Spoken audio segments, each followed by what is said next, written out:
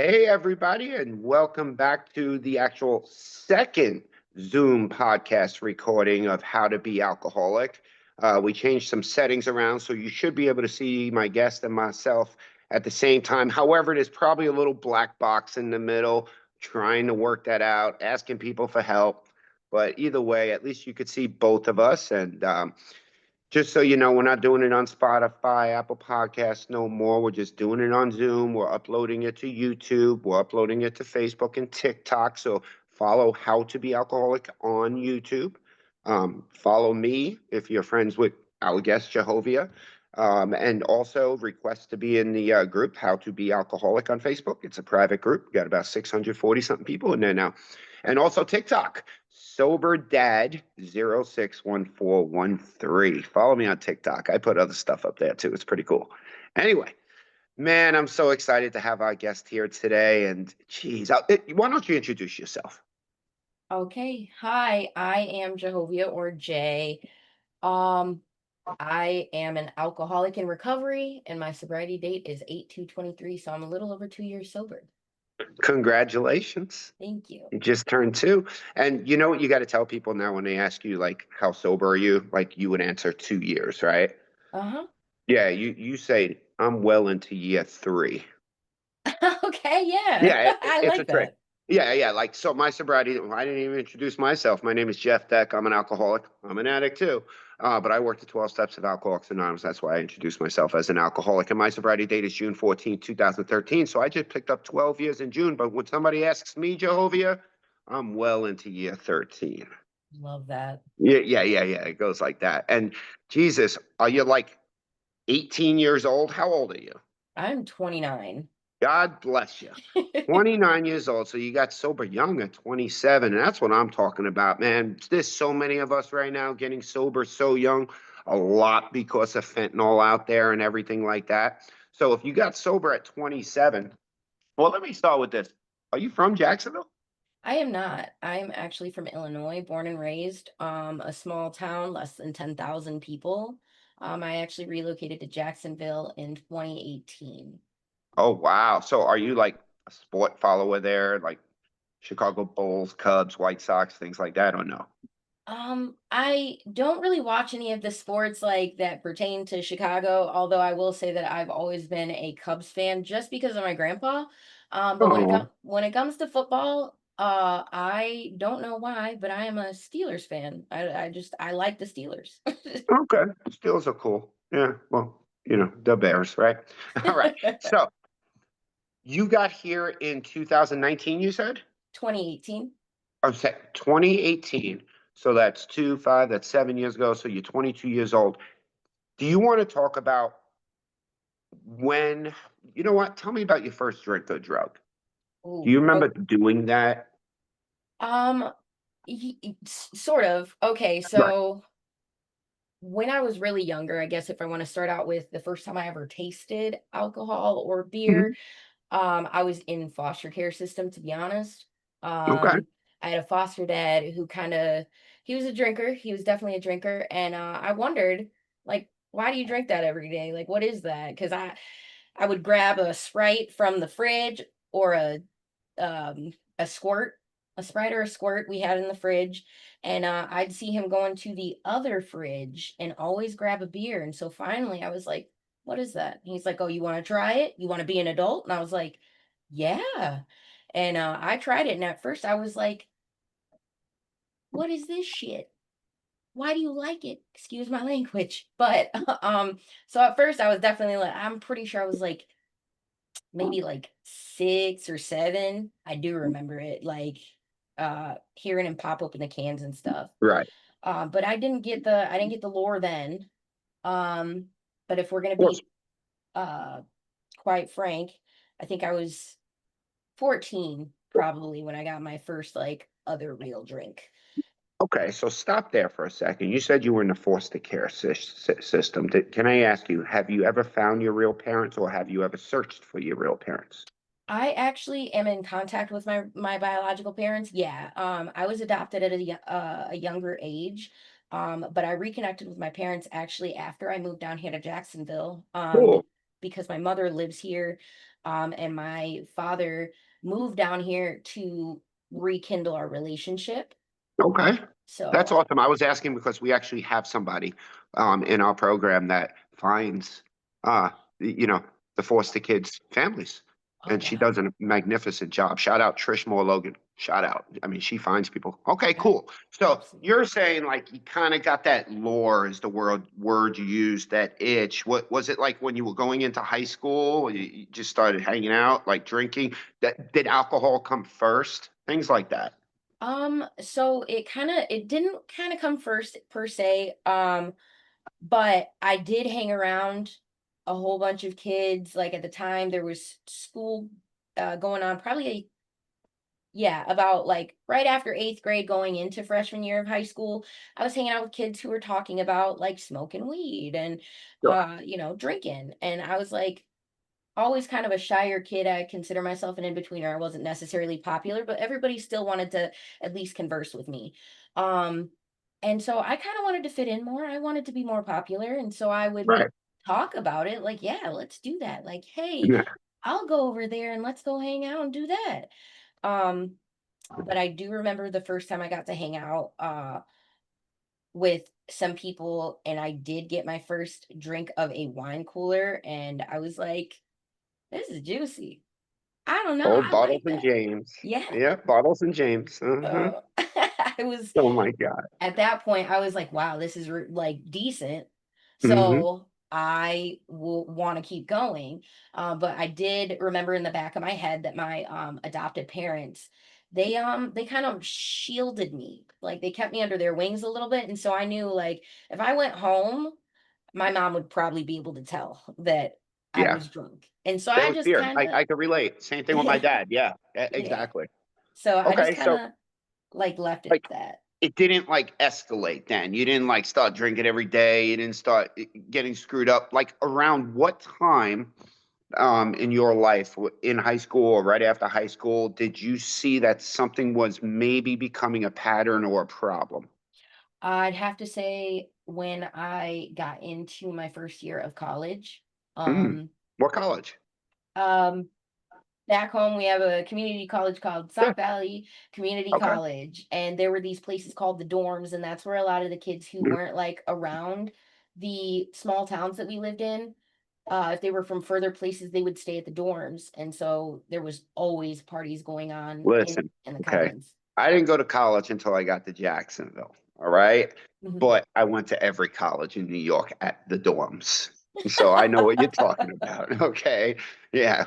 Beer pong out the ass, keg stands, everything being passed around. You talk about upstate New York, all those colleges in upstate New York, Oneonta, Ithaca. Listen, I didn't go to them, but I was in them. You know what I'm saying? Yeah, Yeah. So I get it. yeah. Okay, so you're there as a freshman. What happens? I met this guy Oh, there it in is. class. Yeah, Mm-hmm. it always starts with a guy. And it always Um starts with a girl. I get it. I get it. Yeah. I met this guy and I really was interested in him. And so I kind of just decided that I was going to start throwing parties just so him and his friends could Mm, come over and be around my space. I could go over to his. And so I had a really close friend that I had grown up with, and he was older. And so I'd hit him up and I'd say, hey, bro, can you buy me some beer and some liquor? I have, I've got cash for you. And he's like, yeah, I got you. But I promise you, if you ever the keys in the ignition, I will never buy any more for you again. So I feel like that mm. was great as a respective. Oh yeah. Oh I'll yeah. always love him for that because I did remember to never leave because I didn't want to lose my plug. Right, So right, um but yeah, I started out with trying to attract the boy that I really liked and right. it started with alcohol. So Yeah. And yet when you would drink, did you notice like you couldn't stop or you would black out? I mean, did you need to like drink days in a row? Were you just a weekend drinker at first? I think I was just a weekend drinker, like a party drinker. Right. I know that they always had parties, but at the same time, I was like, I need to like drink two Four Locos and Hmm. get sloshed, and then have just enough time to sober up to get home. And so I would like kind of pound up until it was time to Did you like feel more leave. confident?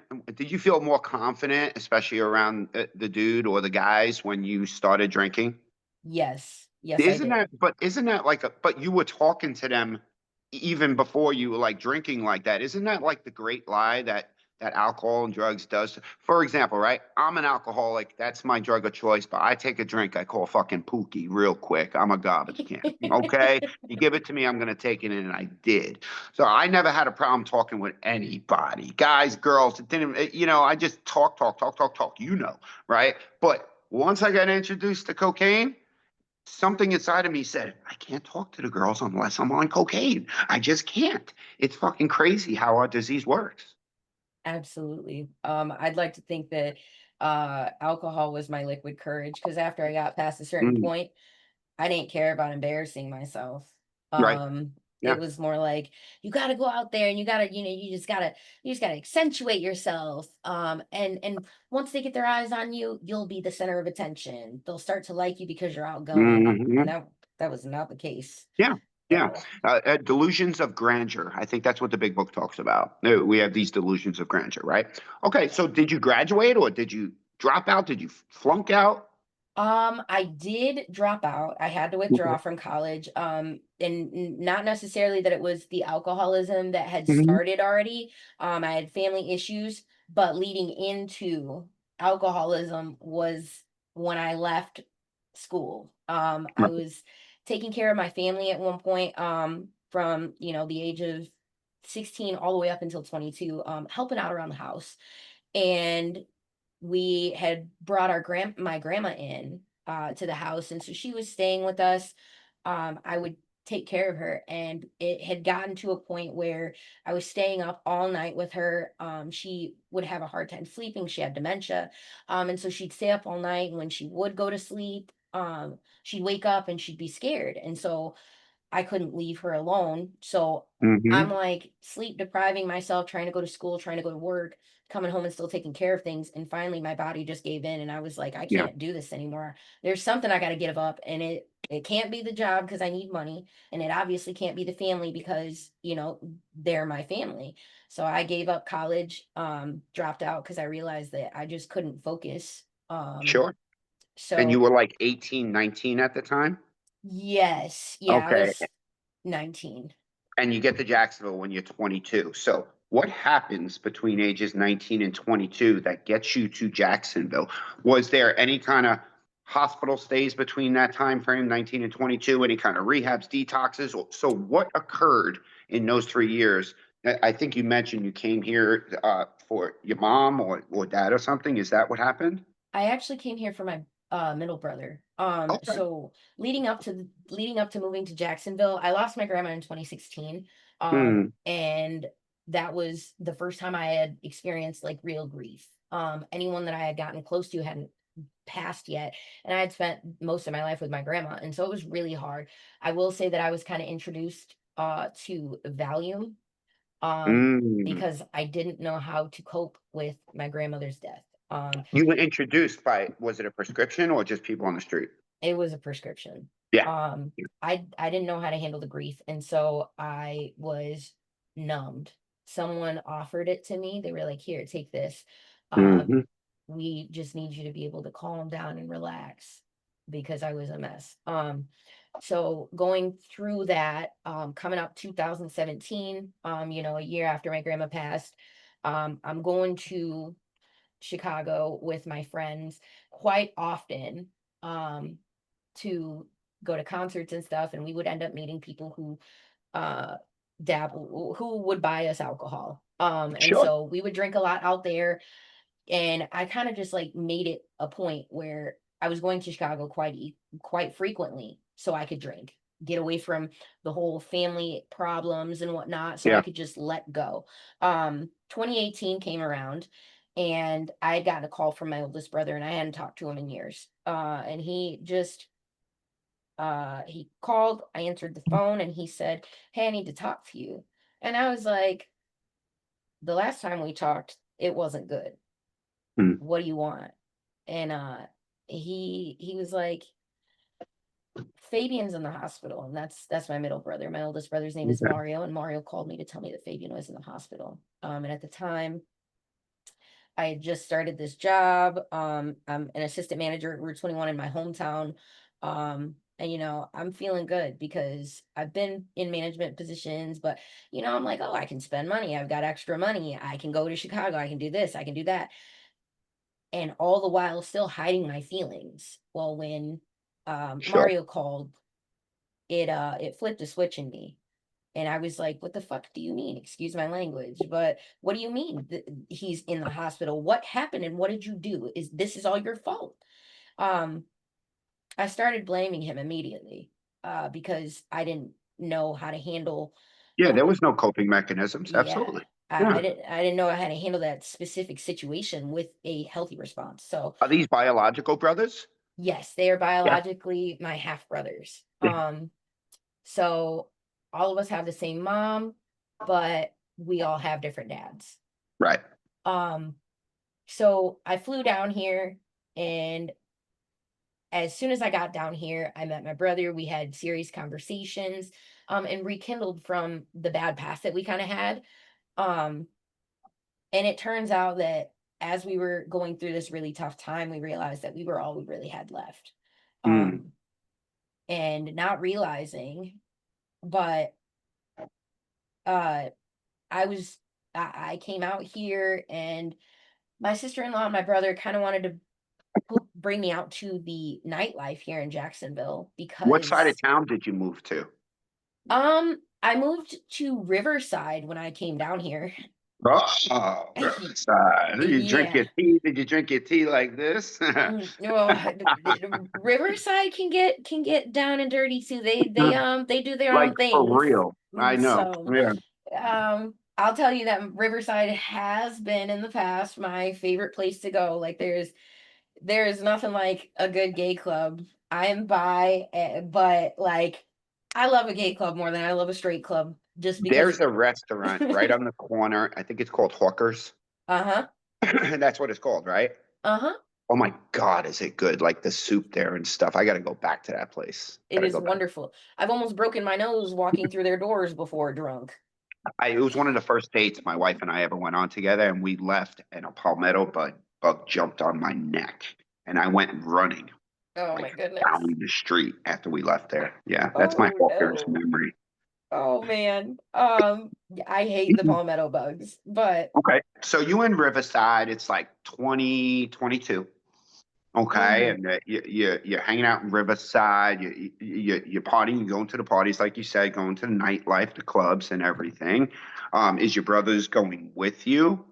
So yeah, when I came down here in 2018, yeah, he was definitely immersed into that, and he kind of introduced me to like one of the bar managers for one of the more popular bars or clubs in Riverside called In Cahoots. Um I met the bar manager, we became friends, and he actually was the one who introduced me to my ex-boyfriend. Um and back then I didn't think I really had a problem. Even though I was going out all the time when I was back home, going out with my friends, we were bar hopping. Some days I would wake up in my bed and didn't even know how I got home the next day. You were young. You Yeah, had not lost anything yet. You're in yeah, a new city. You're having the y- time of your life. You got some yeah, money in the pocket. You working. I mean, yeah. I can't even. And so at that time, 2022, you're like, I don't know, 23 years old or something. I mean, So, in 2018, I was 22. yeah. And so I come out, yeah, I have money. I had a job after a month. But when I came down here, it was October 2nd, 2018. I Mm, moved down here November 7th of 2018, and November 14th of 2018, I lost my middle brother. Um, I'm that sorry. that is where I realized that like alcohol was my comfort. It Yeah. was it was my coping mechanism because I immediately felt the same waves that I had felt with losing my grandmother. When I lost my brother, I held his hand and watched him take his last breaths. My oldest brother, oh man, this always gets me. Excuse me, I'm In getting over a cold still. You're okay. In the last parts of it, what really stuck with me for the longest time and in recovery I've had to realize I need to forgive myself was my oldest brother was holding his hand as they were letting him slip, and he kept telling him he loved him. Yeah, I love you. Everything's gonna be okay. And I held his hand, but I just listened for his last breath. I didn't Right. tell him I loved him. Um, and that tore me apart because it was a regret. Um, and You so, tell him now though, right? oh, I absolutely do. I tell him Isn't every that day. beautiful? Yeah. Every day. Yeah. Yeah, and real quick before you keep going is, that's the whole like we don't know how to live life on life's terms things, right? We don't know how to process. We don't know how to deal with our feelings. It's like, people have drank because of loss, losing loved ones and friends, and people drink over anxiety or depression or fear or the team won, the team lost. I'm going bowling, I'm going to the bar. I don't know how to act. We have to drink over everything. What happens is we drink over these things and then we try to get clean and sober, but those things are still there. oh So yeah. we need a way out, a solution to how to handle life on life's terms. And we're going to get to that part here soon, y'all. But go Yeah. ahead. Um, it just became it became my crutch. Whenever I wasn't feeling the happiest, absolutely. My depression, my anxiety, there was a huge amount of things going on within me all at once. And the only thing that mattered was once that alcohol hits my system and I start to feel good, I don't feel anything. But Hmm. once it starts to wear off, I know I'm gonna remember. So I started Hmm. going really hard, the point of blackouts. Yeah. Um, it got worse and worse as time progressed, me being down here because the nightlife was a lot better. There was so much more to do out here. Um, Right. I just kind of became immersed. Um, So tell me yeah. about the first time you either like wound up in a hospital from it, maybe detox or rehab or I don't you made a decision to go to a meeting, did you get arrested? I mean, like what was the first time like something really bad really happened like that? Okay. This is a good one. I was working for my ex-boyfriend's mother at a warehouse, and after about 2 years of us being together, he had cheated on me, and I decided to stay. I told myself I could forgive him, but it was really hard. And I started drinking a lot to the point where I was drinking in the morning, I was drinking on my lunch break, I was drinking on my way home, I was drinking at home. Hmm. And so you could start to smell it on me, and it did start to affect my work ethic. What was your drink? And It wasn't no wine coolers no more. Don't tell me that shit. no, No, no. if I'm being honest, it was anything I could get my hands on that was hard liquor, but my Amen. specialty, if That's you right. put it in front of me, I would drink it. But my favorite was vodka. Anything Oh, vodka. really? Oh God. Yeah. Okay. I don't know why I uh say that. Yeah, yeah. it was something that, like, it was quick to shoot down, and they would comment and they'd be like, "Oh my god, like, what do you chase your Yeah. liquor with?" And I'd be like, Yeah, I was "More liquor." everything. Like you, I was everything. But you asked me to. I want some whiskey and I want some tequila. I That's mean, what I if want. yeah, Yeah. there was levels to it, but Yeah. I would drink anything. Anyway, Um, go ahead. they they had stopped me after realizing that I smelled like alcohol. Mm, And they were like, "Hey, we've noticed that you've been slacking a little bit. Like, is there something going on?" And I was like, "Yeah, I'm struggling with something right now and I actually need some help." And so they sent me to detox, and I went to a detox here in Jacksonville. I don't know if I'm allowed to say yeah. the name. Listen. Yeah. Yeah, Was a gateway. it was Wakaiva. What Um, kind? Okay. Cool. yeah, Yeah. I went in for about 7 days. I came out, and I immediately went straight to a liquor store after my Yeah, because detox. you know what? You got your detox. You feel Yeah, better. It's I going to be okay now. yeah, Yeah. I was like, "Oh, it was a break, and now I can handle Mhm. everything better." Sure. And that was not the case. I ended up It back in happened really Wakaiva. fast. Yeah. Yeah, I ended up back in Wakaiva 2 more times, Yeah. um, before I went to my first real rehab. Um, And so what year are we in right now? Wakaiba and the rehab. oh man, okay, so I believe that going into Wakaiva was late 2020 or early, very, very early. Yeah, it had to have been 2020. Um, Okay. because in 2021, I ended up in my first rehab and I had to ask for help a third time. So Um, a couple of things real quick. You went to Wekiva 3 times. yeah. Okay. And how many rehab stints did you have before I ask you your next question? Um, two Okay. rehab. The two rehabs, were they different places or the same? Technically, it was the same. Okay. So you let your last time in Wekiva Mhm, and then your stint at rehab, your mhm. first rehab. How much time in between that? Ooh, probably, I think, like, a month and a half. Okay. What happened that got you into rehab the first time? I, had a mental breakdown, Mhm. over some things that were going on between me and my ex. Mhm. Um, he had made a comment to me about my character and who I was currently at the time, and I was very I was very angry for the way that he came at me, Mhm. knowing the way that our relationship had gone was I had picked up and moved in with him. I had accepted the fact that he had already had kind of a family in a way, not like another significant other. And that he had promised me a whole bunch of things and I like changed my whole being for him. Um just for him to go, you're young, you're dumb and you don't know what you're doing with your life, you're immature and I can't handle this. And I was like, that's all right, I'll fix it. But I need I need help now. And Okay. so his mom actually helped me get into rehab after that because I couldn't figure out how to get past the detox So addiction. looking back, got two questions. Number one, do you think that you went to that rehab for him and not you? Absolutely. Okay. And number two, what was the name of the rehab? This The ain't an re AA meeting, you know what I'm saying? Yeah, Okay, what yeah. we want people to know that there's a Wakiver out there.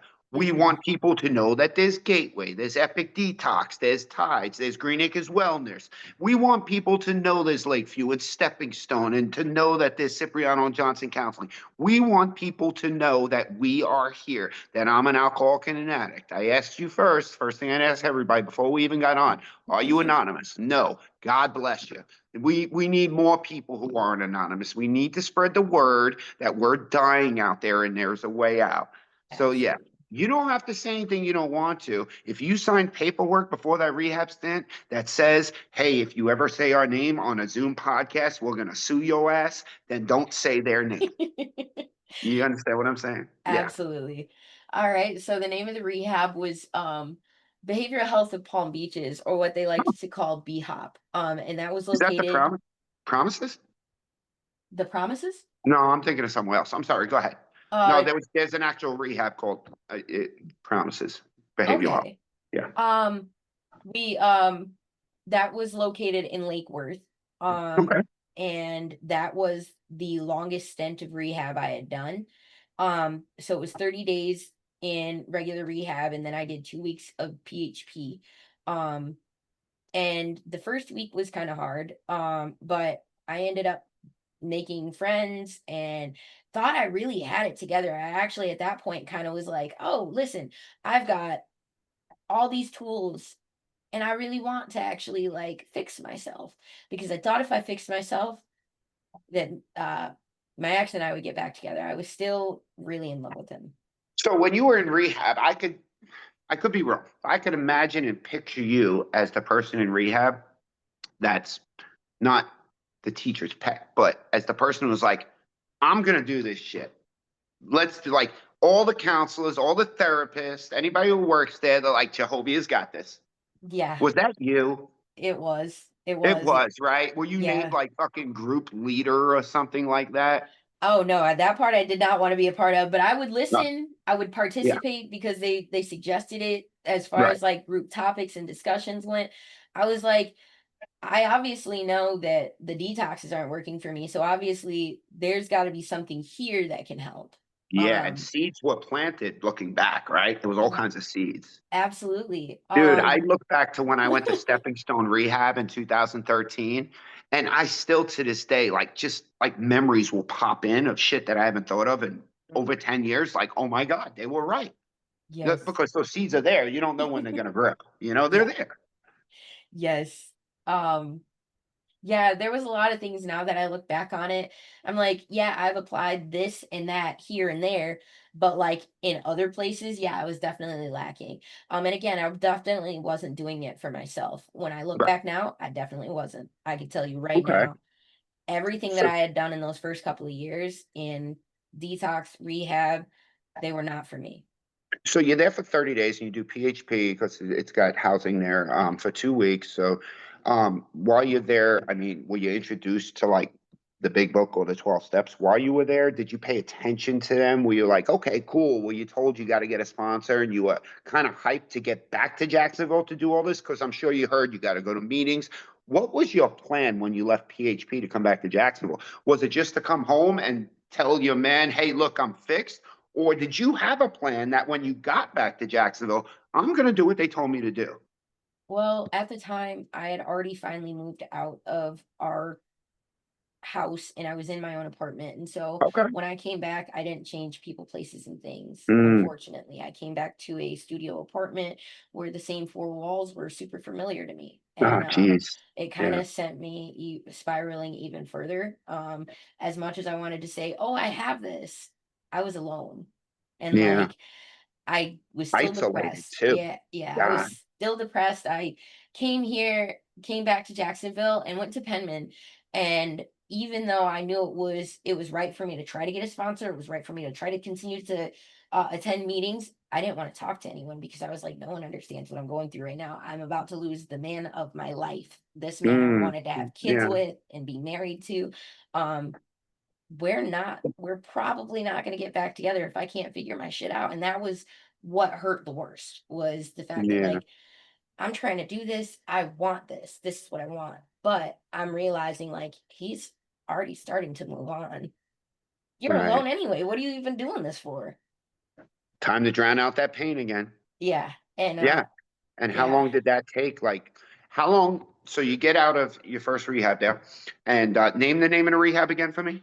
behavioral health of Palm Beaches in Lake Worth, and then I ended up at Banyan in Pompano for PHP. Oh, nice. And Banyan, shout out to Banyan too. Amy Mm, Gross, she is freaking awesome. yeah. They're great guys. So between when you get back to Jacksonville, you realize what's going on. How long until you wound up back at the rehab for your last time?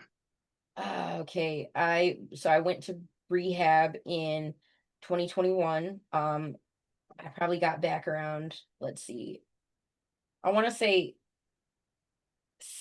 I want to say September of Of 2021. 20. I ended up back in rehab in mid 2022, about August, and then Okay.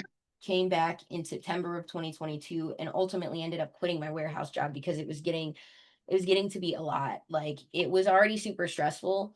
And now granted, I love stress when it comes to that because I took my job seriously at that point, but I was struggling so bad on the outside, it was affecting my Mm, my work. And so I was like, I can't handle this. I can't handle the stress of work. I can't handle feeling alone. And I'm drinking. yeah. Yeah. You kept drinking. You started drinking again after you got out your second time too. So Yeah. you're telling me August of 22, but your sobriety date is August of 23, 2023. So tell me what happened leading up to that last night of drinking and drugging or whatever. All right. So I'd like to think that I wish it would have went smoother, but in December of 2022, I ended up walking into a strip club and asking them to hire me as a dancer Mhm. because I had quit another job that I thought I wasn't good enough for, like I couldn't focus on it. And I was like, I need to make money quick, like now. Right. Um, so I'm dancing, but I have to get comfortable with the idea because my morals tell me otherwise. Right. So I'm in the back room getting changed with another girl, and she looks at me and she's like, "Are you okay?" And I was like, no, I just can't fathom, like, this is the life that I decided I was gonna live. And she was like, I've got something and I've got it for you. It's not cut with anything, but Mm. if you want comfort, I've got it. And I was Wow. like, yeah, because at that point I was already in deep. I was like, this has got to Yo, work. that girl's probably a billionaire right now and an excellent saleswoman. Jesus. Well, she was on that stage with me. Yeah. But now, So God. I had met a boy previously, a guy previously, and he had introduced me to cocaine. And so I dabbled in it just because I wanted to hang around him in 2022. And so I was like, "Oh, I did that with him. If this is coke, let me do it." And it worked. So I was doing coke and drinking alcohol and Hmm. dancing all the way up until April of 2023. I was working at another job, and so I split my time between the club and another job I had found in January. And they knew what I was doing on the outside of that job. They were like, "Oh, you," and I was like, "Yep, that's just my side job. I need an actual real job, you know. Bills still need to be paid." And so I was able to pass their drug test surprisingly. I had taken enough time off from the club, and like even though I wasn't not drinking, I did stop using for a moment, and I was able to pass their drug test, which surprised Right. the hell out of me. Fast forward to April, I had just surpassed my 27th birthday, and I'm all the way out in St. Augustine because this job required me to travel to different counties and knock on people's doors. And so I was already drinking then. Again, I was drinking on the road. Well, that night that I ended up in jail, I was already drinking. I had broke my phone holder on my dashboard and I had bought a new one, and I was in the midst of trying to put it on while I was driving. I looked down, I looked up, red light, and then there's someone in front of me and I slammed into them. Mm. And now, mind you, I had just picked up like $50 worth of shots in my back seat from the liquor store because I was like, oh, I got to re up on my way home. And I took three in the parking lot before I even got on the road. And so when the cops showed up, they were like, oh, ma'am, have you been drinking? And I was like, I think it's about time to own up to my bullshit. Hmm. And I was like, yeah, actually, yep. Well, he looked at me after I blew for him and he was like, your blood alcohol content is 0.3 or something like And that. do you want to tell everybody who may not know you, like how tall you are? I am 4'11", under 5 And foot. and her blood alcohol was 0.3. Yeah. You're a miracle. I, Jesus. my tolerance had gotten so high, I felt like a fucking god when it Hmm. came to men who would see me in the bar and they would be like, "How are you drinking so much?" And I'm like, "Baby, I'll outdrink you. Maybe you're gonna owe me a Hmm. drink." Yeah. So he looked at me, this very tall, burly man looked at me and he was like, "How are you this?" And I was like, "Well, I've been drinking all day, but you just caught me back to back to back taking shots." So Yeah. so like, Yeah. and he was like, "I don't think that's something you should be proud of." I was like, "Oh, I'm absolutely not, but I'm telling you the truth." So he booked me, put me in jail. I spent 6 days in jail, about a week actually. So like a little 7 days ish. And my dad, I had to call my dad, and he came and he picked me up finally, but he didn't tell me up until he posted bail for me. He was like, "Oh, you're gonna have to figure this out." Once I got my first call, I was like, "Dad, you gotta come get me." And he was like, "You're gonna have to figure this out. I ain't got $1,000 to come get you." And I was like, "You just gonna leave me in here to rot?" And Oh my God. he was like, "I guess so." And that was scary as hell because I had never been in jail before. Hmm. But as soon as I got out, I'm jobless. I had totaled my car. I had nowhere to go. I ended up going into this Zoom meeting for about 4 months straight since I didn't have a job or a car to get anywhere, and I didn't know anyone because of course in the past I had isolated myself that I had Yeah. nobody. So I didn't know who to ask. And so I was like, I'll just get on this meeting. And even though I had had a little bit of money left, in my bank account from So it was a Zoom AA meeting? yeah, it was a Zoom AA Okay, meeting. okay. Yep. My favorite home group. It's where I go Mm. now, quite frequently. I love doing my service work with them. Um, I was there. Well, I was walking down to the only liquor store that knew who I was after I lost my driver's license because no one else was I didn't have an ID, so they weren't going to be able to No, they ID wouldn't me. sell to you, yeah. So I would go over there, and now mind you, that's all the way on Atlantic, and I'm over here all the way towards the Walmart in Oh Regency my Square. God. And so I'm walking there every single day to pick Willing to up go to any lengths to drink and drug, I better be willing to go to any lengths to stay sober. that part. That's what that shit is. That Yep. part. I like to think that now that I'm in recovery, I need to chase my recovery like I chased my addiction You damn Skippy. That's because I right. was I was good at it. So I'm going to this meeting, even though I can't stay sober. I finally started getting numbers. I finally started, talking to people, reaching out to them, and I found a sponsor. Mm. Um, Now, again, I had just gotten to Can my I stop you a second? Is it absolutely the same sponsor you have now? yes. Is it Sarah P? Sarah It's P's your sponsor? You Sarah don't have to say the K. last name. It's Sarah K. Sarah K. Oh my God. Yeah, yeah, yeah. Sarah Yeah, K is freaking awesome, y'all. she's Yeah, Sarah P is amazing. awesome too. Don't get me The wrong.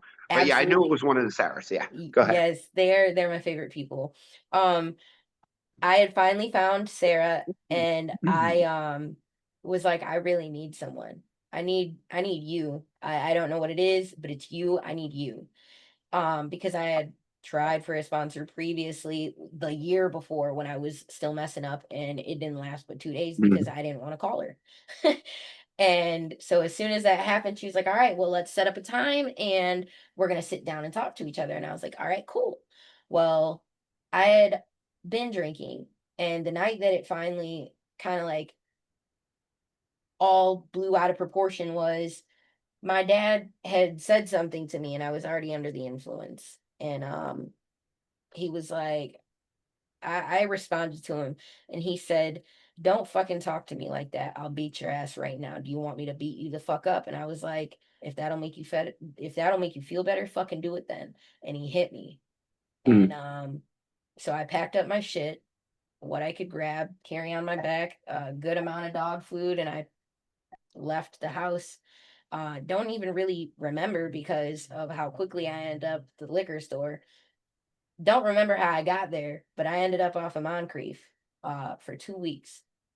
I was homeless, Mm. trying to take care of my dog. I ended up with some guy who and ultimately ended up assaulting me several times. And at that point, I wasn't using drugs. But when my phone finally connected to a Wi-Fi hotspot in range for free, my phone started blowing up, and they were all concerned. They were like, "Where are you?" And I was like, "I don't know." The woman from Alcoholics Anonymous. A woman from my home group reached out to Isn't that me. beautiful? Yeah, Isn't it's if y'all are listening, this is why we need to go to meetings. This is why we need to find people who are just like us. This is why we need to yes. get phone numbers and give them out. That I'm listen, I'm a Catholic schoolboy born and raised. Okay. I've got a Yeah, group of best friends I'm still friends with, right? But the things that we've have seen that the men and women who just come together for us when we're struggling and look out for us. You can't make that up. There is God written all over that stuff, all abs- over. absolutely. I still get chills when I share that part of my story because it's my saving grace. They came, they found me, they picked me up, and they detoxed me, and then raised just enough money to get me into a sober living for a little bit, Mm.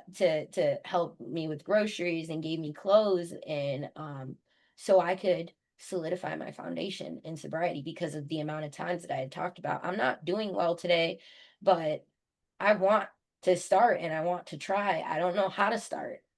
So And when they picked you up, they got you immediately into City House, right? not necessarily they took me back to Yulee and Right. detoxed me for 3 days. Okay. And in the meantime, yeah, like we were in the midst of trying to find where I was gonna go. And I did end up finding City House. City House run by Angie Luna is one of, if not the one of the best sober living houses here in Jacksonville, Florida. Shout out to Angie. What a fantastic places and environment that she has there, y'all. Absolutely. And I commend City House. By that time that they had picked me up and I ended up in City House, I was like, I cannot believe the amount of people who actually care about me. Hmm. Because of how long I had felt like I was in such a dark position. The amount of times that I've tried to commit suicide, these people literally, they held out their hands and they were like, if you're ready to put this work in, we're ready to give you that grace. And so they did what they needed to do. And as soon as I hit City House grounds, the moment I walked into that door, it was all honesty, what asking questions about what their program was like, and trying to set up this successful path I was about to take. I Can I eventually ask you? Can I ask you? When I met you, was it before you got in, or were you there for a while first? When Sarah reached, I think it was Sarah reached out to me about the recovery rent thing I was doing. so when we called, we did have a conversation on the phone. I hadn't got to City House yet because I was trying to get in. Okay. Um, Yep. but when I met you in person for the first time, I was already in City House. Gotcha. You gotcha. Um, Yeah, yeah, yeah. so it was an immediate kind of like I realized that whatever I was trying to do myself wasn't working. Hmm. And it became kind of like blatant to me. Um, I had to get comfortable with the idea of being uncomfortable because obviously with the ways that I've been trying to keep myself comfortable in this program, it obviously wasn't working. And I realized that if I kept going the way that I was going, I didn't think I would make it back if I went back out again, with how much I was doing at that point. It sounds like you had a spiritual awakening very quickly. I did. Yeah, the light And switch went on quick. I think, yeah, absolutely, it was my higher power finally showing me that stop thinking that you're not worthy of love, of Hmm. like loving yourself. There was just so much right there in front of me that I was like, this is the time and I can't like fuck this up. So we're running out of time, but there's a Yes. couple of things, a few more things I want to cover here, okay, that I think are very important, right? So you're there. Did you immediately get into step work? And how long until you finished your 12 steps? Ooh, Were you yes. pushing your sponsor? Was she pushing you? Were you like, boom, let's go? How did you feel after the fifth step? I mean, things like that. Because it sounds like you had a lot of people down on that fourth step too. So, Oh like, yeah. you got to work right away. Yes, yes. Sarah didn't play about me starting the first step Hmm. after I got back into it. I would say that yeah, the fourth and fifth step were the harder ones for me and it took me the longest. I'm pretty sure I spent like 3 months on that fourth step alone. I Hmm. was I was having a real hard time with it. Um because of the guilt that I had on both my end and realizing where I've gone wrong in things when I was playing the victim previously, you know? But it's not only that, it's like what you've shared with us here tonight. I bet before that fifth step with Sarah, you had never shared with anybody. So you had it all in. And Oh, now look yeah. at you. You're talking about it with a smile on your face. And Yeah. because you know that we recover, you know the freedom that we get when we finally give it to somebody else. Yes. Secrets keep us sick, and we need to tell one person, y'all, don't go to the meeting and raise your hand and share your life story. Okay, we want to be able to release that. It's like stupid analogy, but it's for real. Have you seen the Lord of the Rings movies? Yeah, yes, but I don't Okay, remember well, them. Frodo's the main character, and he's tasked with carrying the ring to the mountains of Mordor to throw the ring in the fire. Mhm. Okay. By the end of the movie, he's got that ring. At the end of all three movies, right? The 3 hours long each. He looks like he's 80 years old. He's Wow. tired. and he throws that ring in, and he's back to normal. Yeah. That's what I like to think of like that fifth step shit is. Yeah. I think it Get was rid of it. a huge weight off my shoulders. Yeah, because I had to confide in her and about a lot of things that I would have never told anyone else. Right. And she didn't judge me. She was like, I'm here for you so you can get better. Whatever it is that you plan on telling me, this is supposed to be safe. This is a program of trust, being able Right. to, give away what you've been given, and it starts with this. And Okay. that was So very important. you're there, and I remember seeing all the pictures. So I'm a social media, Facebook, TikTok junkie. I like to follow people. I like to see if people need help. I like to see that recovery is happening. It inspires me. So I'm following it. And some of you girls put up a lot of pictures, which is great. So I'm seeing you going to these breakfasts, and I'm seeing you hanging out and doing the fellowship. You came to some of the events, a bunch of events that I did too. You were even the photographer at our haunted house one year, and that was fantastic. So we know that you love photography too. So how long did you stay at City House for? When did Uh, you are you still there? no, Oh, okay. actually, so I just moved into my own apartment with my boyfriend of Oh yeah. almost 2 years. But me, I got to City House of August 5th of 2023, and then left this year actually in March. So I haven't That's been what I'm gone that long. mhm. No, no, about a year and a half. That's Yeah. sober living. You're halfway Yes. home. That's And sober living. You make a yeah. commitment. I tell everybody when I ran these sober houses, man, from Java Club for almost 5 years, 4th Street for 2 years, try to make a commitment for at least a year. Because you Yes. know what? A day is longer than an hour. Two Yep. days is longer than one day. Four is longer than two. 3 months is Mhm. longer than one.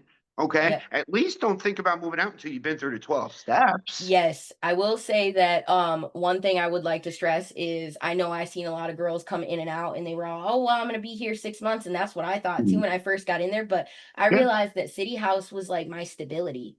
It Yeah. was it was my safe haven when I realized like, hey, well, I can't come home effed up, can't do this, can't do that. Like if I truly want the roof that's under my head, I have to apply these rules outside of whenever I walk outside. If Hmm. I'm going to make sure that I build a structure for myself to be successful outside of here, I need to make sure that I've built that habit. And so solidarity, like the stability of foundation within recovery is so important. And that's why I stayed so Hmm. long. There was a couple of times where I felt very and I was like, City House, Yeah. gotta go back home. Well, This is good. here, check this out. So you're at City House for when did you sign up for IOP and where did you sign up? How sober what like how much time did you have? Oh man. I believe I was like almost a little over 6 months in. And now I will say that IOP was required by my probation. And at the point in Good. time, I was like, oh, I don't have a job, I don't have any money, I can't do it yet. Well, Hmm. I finally get a job. I'm working so much. I had to do a driving class for the Duval County, and they were like, Yep. "Oh, well, now that we've reached your assessment, you have to go to IOP." And I was like, "I don't have money for IOP. I just paid for this." And they were like, "Well, you have to." And I was like, "Okay." Well, they gave me a list, and I seen Cipriano and Johnson, and I knew I've seen Terry, Miss Yeah. Terry, at the women's meetings. Hmm. I think I'll be comfortable She there. is awesome. Yeah. I was like, I know Miss Terry. I'll be comfortable there. Yeah. And I was. Now I got my intake with Mr. Jason. Mr. Mm. Jason has been my therapist, my personal therapist for mental health at Cipriano for my IOP. But I did the women's evenings meetings Monday, Tuesday, Thursday with Miss Terry, and those are wonderful. I Recovery completed it. dynamics. Yes, I Hmm. completed it, and I still here like as of lately it's been a little bit harder to get out there, but I love it so much that I'm super glad that I don't have to like like I didn't have a time limit on it. Like I've Mm. completed it, but I'm still welcome back because it was also a place where I could go to, like, be able to vent and put my That's right. thoughts out there and be able to just, like, sift through them so I can be a better person for the next day. Yeah. So So you court audit, you do their IOP program with the 12 steps of recovery dynamics, which straight out of the big book and Joe from Joe and Charlie, right? mhm, And you've got like that driver safety, because we have those classes, DUI class, we have all of that. And you meet all these people, and now you get to come and you come to the pizza parties, which is like the third Thursday of every month, which yes. is 13 days from now. And we got Brian coming to do his comedy Brian, beforehand. That's yeah. crazy.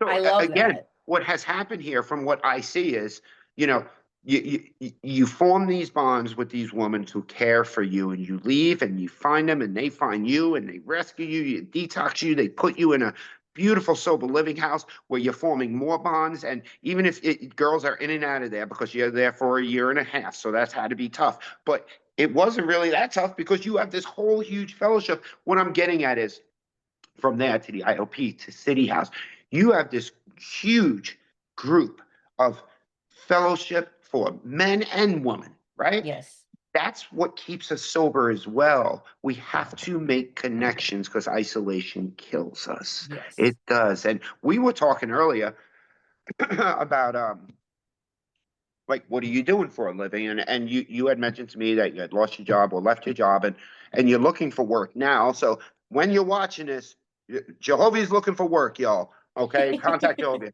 But you had mentioned to me you're really thinking about getting a career in recovery, and like I ain't blowing smoke up your ass. Yeah, I tell you, ask about me. I'll tell you, yeah, that's probably not right for you. Fucking do it. You would be Yeah. fantastic in it. And so remember, y'all, if you're watching this, help Jehovah find a career in recovery too. We've already spoken. You've spoken to somebody else about it. Man, you would be great at it.